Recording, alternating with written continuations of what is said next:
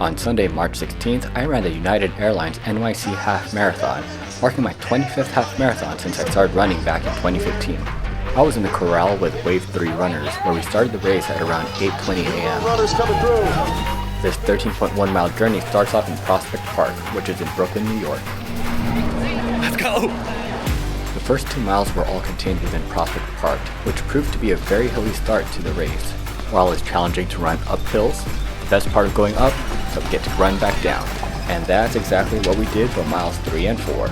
Leaving Prospect Park, we were now in city streets, running through places like the Barclays Center, and even better, some large cheering crowds. Well done! Between miles 3 and 4, we lost about 125 feet of elevation, which was a nice little break in preparation for what comes next. Mile 4.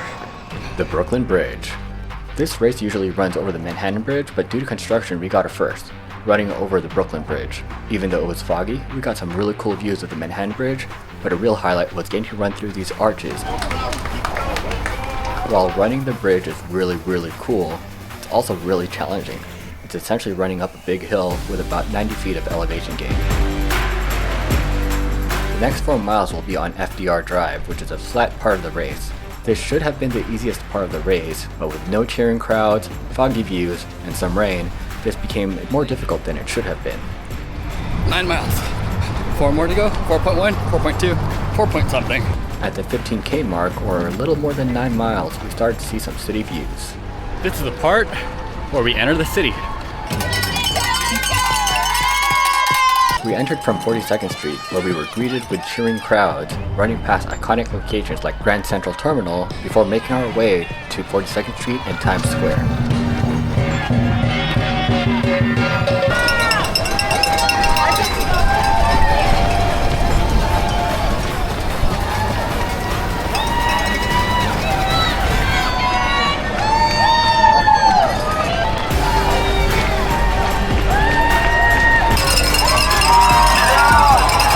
Times Square only gets shut down twice a year, once for New Year's Eve and again for this race.